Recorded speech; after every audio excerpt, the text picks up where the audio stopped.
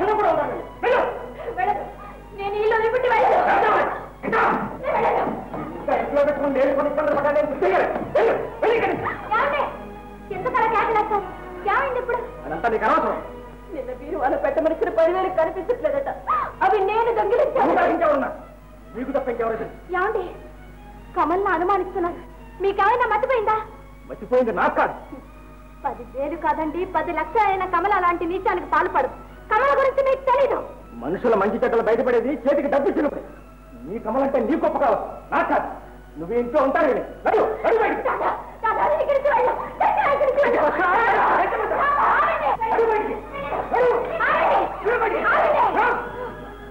కమల వెళ్ళడానికి వీల్లేదు. నేను వెళ్ళనివ్వను.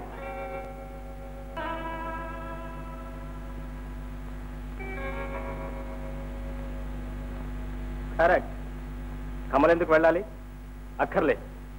నాకు తెలియాల్సిన నిజం తెలిసి నువ్వు అలా పరిగెత్తుకొస్తావని, నిజం బయటపడుతుందని నాకు తెలుసు. ఆ 10,000 పోను లేదు, కమల తీయను లేదు.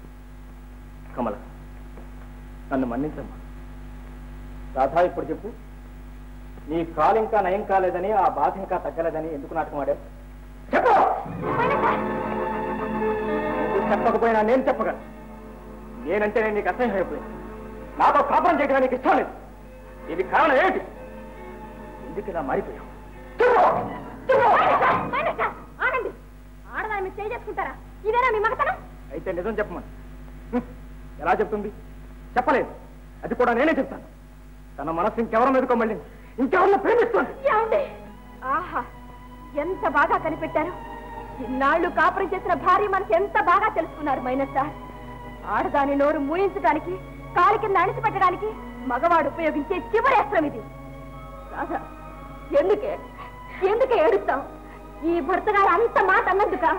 ఈయనేమిటి, ఆ శ్రీరామచంద్రుడే సీతనన్నాడు. అయితే ఈ నాటకానికంతా కారణం ఏంటో చెప్పమని. నాటకం, నిజంగా నాటకం. నేను అలా నటించాను. నా మనస్సును రాయి చేసుకుని, మమతను చంపుకొని నటించాను. మీరు నన్ను అసహించుకోవాలని ఇంత నాటకం ఆడాను. ఎండమావుల కథ చదివినప్పుడల్లా ఆ సరోజ పాత్రను చూసి జాలి పడేవారే మీరు. ఆ సరోజ ఇంకెవరో కాదు, ఈ కమలేనండి. ఈ కమల. ఆ కథానాయకుడు మీరే. ఆ సరోజ స్నేహితురాలు మరెవరో కాదు, నేనే. నాకు ఇదంతా అప్పుడు తెలియదు. తెలియకే ఇంత పాపం ఓడికట్టుకున్నాను. కమలకు ద్రోహం చేశాను. ఎలాగైనా మన పెళ్లి జరిపించే బాధ్యత కమలకే అప్పచెప్పాను. అంత బరువు నెత్తిన వేసుకున్నదే కాని అప్పటికైనా నిజం చెప్పిందా? నేను ఆయన్ని ప్రేమిస్తున్నాను అని ఒక్క మాటైనా అన్నదా? లేదు. పిచ్చిది. నిజం ఎన్నాళ్ళు దాగుతుంది? నాకిప్పుడే తెలిసింది. తెలిసిన తర్వాత ఎలా ఊరుకోడు? ఆ త్యాగాన్ని ఎలా భరించను? నా వల్ల కాదు. నా రుణం తీర్చుకోవాలని నిర్ణయించుకున్నాను. మిమ్మల్ని ఇద్దరిని ఏకం చేయాలని తీర్మానించుకున్నాను. ఆ ప్రయత్నమే ఈ నాటకం అంతా. కమల, కమల. కాదని, ఇదంతా నిజం కాదని నేనెన్నటికీ అననమైన సార్. రాధ చెప్పిందంతా నిజం. నేను మిమ్మల్ని ప్రేమించాను. అలాగని మీరిప్పుడు మరో వివాహం చేసుకుంటారా? ఇద్దరు భార్యలుండడం సంఘం సమ్మతిస్తుందా? చట్టం ఒప్పుకుంటుందా? కానీ నువ్వు ఆయన్నే భర్తగా భావించి ఆ భావనలోనే ఒక కల్పనా జీవితాన్ని గడుపుతున్నావే. ఆశలను, ఆలోచనలను ఏ సంఘం ఆపుతుంది రాదా? ఏ చట్టం కాదంటుంది? అది కాదు కమల. నువ్వు ఆయన్ని మర్చిపోలేకపోతున్నావు, మనసు మార్చుకోలేకపోతున్నావు. మరెలా? పిచ్చిదాని మనసు మారేది కాదు. అందులో ఆడదాని మనసు మారినప్పుడు అది మనసు కాదు, ఆమె ఆడది కాదు. కానీ కమల, నువ్వు ఇలా అబద్ధపు జీవితం గడపడం అవినీతి అంటావా? నా దృష్టిలో మనసిచ్చి మర్చిపోవడం కన్నా అవినీతి లేదు. మోసం అంటావా? నేనెవ్వరినీ మోసం చేయలేదు. నన్ను నేనే వంచుకుంటున్నాను. నేను చేయగలిగింది ఒక్కటే చేయలేకపోయాను. మీ ఇద్దరి మధ్య గొడవ రాకపోవడమే నేను వెళ్ళి ఉండవలసింది. వెళ్ళలేకపోయాను. ఏదో అనుబంధం నా కాళ్ళను కట్టేసింది. అదే నేను చేసిందారు. కమల, దీని అంతటికీ కారణం నేనమ్మా. నన్ను క్షమించమ్మా. మైనా సార్, దీనికి మీరెలా కారణం అవుతారు? మీరు నన్ను ప్రేమించలేదు. నన్ను ఆ దృష్టితో ఎప్పుడూ చూడలేదు. నేనే మీకు మనసిచ్చాను. దానికి మీరేం చేస్తారు? అలా అని ఊరుకోవడానికి వీల్లేదు. ఏదో ఒకటి చెయ్యాలి. నువ్వు చేసిన త్యాగం వృధా పోకూడదు. నీకు జరిగిన నష్టం శాశ్వతం కాకూడదు. అందుకు ఎవరు మాత్రం ఏం చేస్తారు? కమల, నువ్వు సరేనంటే నాకు మంచి సంబంధం చూసి పెళ్లి చేస్తారు. అదేనా మీరనేది? లేకపోతే నువ్వనేదేమిటి? జీవితం అంతా ఇలా కన్నిగానే ఉండిపోతానంటావా? నా దారి నన్ను వెళ్ళనివ్వండి. కళ్ళు మూసుకొని కాలం గడపనివ్వండి. కమల, జరిగింది తలుచుకునేటప్పుడే కళ్ళు మూసుకోవాలి. జరగాల్సింది నిర్ణయించేటప్పుడు కాదు. నాకింక జరగవలసింది లేదు. అంతేనా కమల? అయితే మేము సుఖంగా ఉండడం నీకు ఇష్టం లేదా? రాధా, నువ్వు చేసిన త్యాగాన్ని మోయలేక కుమిలిపోతూ మేం మాత్రం ఏ సుఖపడతాం, ఎలా సంతోషంగా ఉంటాం? మాకు మనశ్శాంతి ఎలా ఉంటుంది? ఇదేనా నువ్వు కోరేది? ఇందుకేనా నువ్వు ఇంత త్యాగం చేసింది? కమల, నీ కన్నీటితో తడిచిన ఈ కాపురం మాకు అక్కర్లేదు. భరించలేని కృతజ్ఞతతో అనుక్షణం మేము నరకం అనుభవించడమే నీ ఉద్దేశం అయితే క్షమించండి. మిమ్మల్ని బాధ పెట్టడం నా ఉద్దేశం కాదు. నా వల్ల మీ జీవితాలు నరకం కావడం నేను సహించలేదు. అయితే పెళ్లి ఒప్పుకుంటావా? అందువల్ల మీరు సుఖపడతారనుకుంటా. తప్పకుండా కమల, సుఖమే కాదు, మా జీవితాలు ధన్యమైపోతాయి. నీ త్యాగం సఫలమవుతుంది. చెప్పు కమల, ఒప్పుకుంటావా?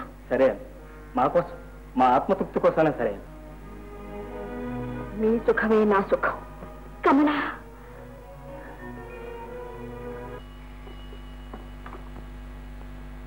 హలో, ఎవరు? కమల? అవునండి. కమల, ఈ వారం పత్రిక ఫారమ్స్ అన్ని ప్రింట్ అయిపోయింది. నీ కథ కోసమే ఎదురు చూస్తున్నాం. అసలు ఏమైనా రాసావా లేదా? రాస్తున్నానండి. త్వరగా పంపించమ్మా. పత్రిక లేట్ అయితే జనం ఆఫీస్ మీద పడేస్తున్నారు. ఏ త్వరగా పంపిస్తావు కదా? అలాగే.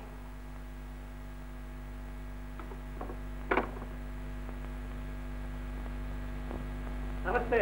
నమస్తే. రండి రండి. ఏమిటి నమస్కారం? ఏమి లేదు, ఈ వారంతో మీ సీరియల్ ముగించబోతున్నారని తెలిసింది.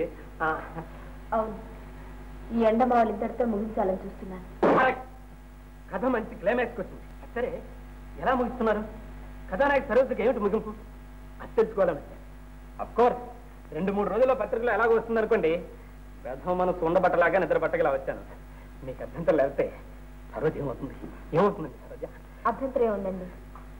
సరోజ పెళ్లికి ఒప్పుకుంటుంది. ఏమన్నారు? సరోజ పెళ్లికి ఒప్పుకుంటుందా? ఎండమావుల కథానాయకి పెళ్లికి ఒప్పుకుంటుందా? అన్యాయం, అక్రమం, అబద్ధం. ఏ ఎందుకు ఒప్పుకోకూడదు? కూడదు కూడదు కూడదు. పోయి పడిపోయి హిమాలయ ఎత్తుకురామని చదువుకోదాలని పడిపోయి. మీ కథానాయక సరోజ గురించి మీకంటే నాకు బాగా తెలుసు. ఆమె గురించి మీకంటే నేనే ఎక్కువాలని. సరోజ ఎలాంటి సరోజ? సామాన్యమైన మనిషి. తన స్నేహితురాలు కోసం తాను ప్రేమించిన వ్యక్తిని త్యాగం చేసి కూడా అతన్ని మరవలేక మనసులో భర్తగా ప్రతిష్ఠించుకుని ఊహాలోకంలో అతనితో ఒక సంసార జీవితం గడుపుతున్న సరోజ మళ్ళీ పెళ్లి చేసుకుంటుందా? మళ్ళీ అని ఎందుకంటున్నానంటే ఆమెకేనాడో పెళ్లి అయిపోయింది కనుక భారత స్త్రీకి 2 పెళ్లిళ్ళు జరగడానికి వీల్లేదు. నేను చచ్చిన ఒప్పుగా, సరోజ అందుకంటే ఒప్పుకోను. మీరు బలవంతంగా పెళ్లి చేశారో సరోజ చేస్తుంది. నిజమే, మీరన్నదంతా నిజమే. కానీ ఏం చెయ్యాలి? సరోజ ఏం కావాలి? ఏం కావాలంటే ఆ పాత్రకు ఆ కథకు సహజమైన అంతం విషాదాంతం. సరోజ మరణించాలి. అవును, మీరేదో ఆ కథను సుఖాంతం చేయాలని, ఏ సినిమాకు అమ్ముకోవాలని సరోజను బ్రతికించారా? అది బ్రతకడం కాదు, చావడం అంటారు. చంపేరా? ఆ పాత్ర నిజంగా బ్రతుకుతుంది.